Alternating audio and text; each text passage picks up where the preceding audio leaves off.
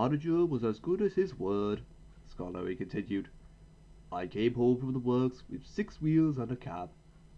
A cab is the latest thing for engines, he told me. I hope it will cheer you up after your disappointment. Renes chuckled. It cheered him up too much, and those silly coaches made him worse. Such a handsome engine, they tittered. 6 wheels and a cab, so distinguished, my dears. It's a pleasure to see him. He soon got too big for his wheels. Scarlowy smiled ruefully. I did too, he said. Go on, Renes. He boasted about his cab till I was tired, said Renes.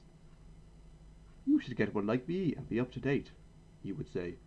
No, thank you. You run like a snail with that house on your back. You don't go much faster either.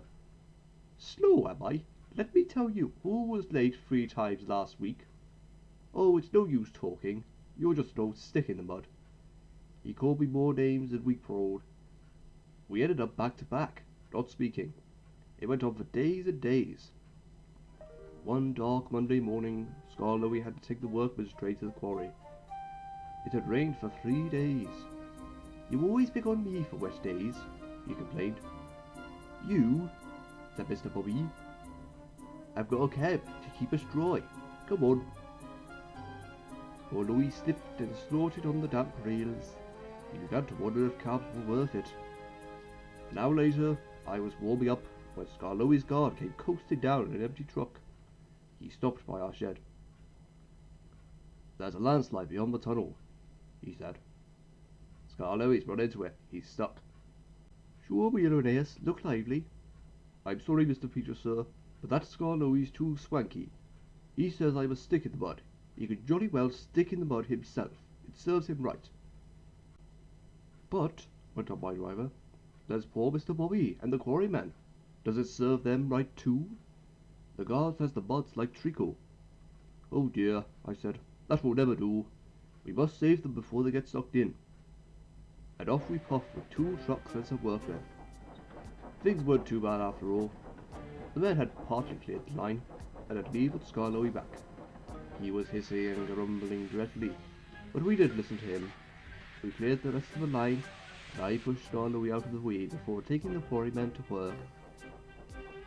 Mr. Bobby cleaned and oiled his wheels and motion, so that when I returned with the coaches I could help him back to the shed. I'm sorry I was swanky, he said at last. Thank you for helping me. Not at all, I said, but I was still cross. Then Scarlowy began to laugh. I'm the stick in the mud after all, he gurgled helplessly. Not you. I laughed too. I couldn't help it. He looked so funny. We were laughing when the cleaners came. We were still laughing when they left. Poor engines, they said, tapping their foreheads. But we weren't mad.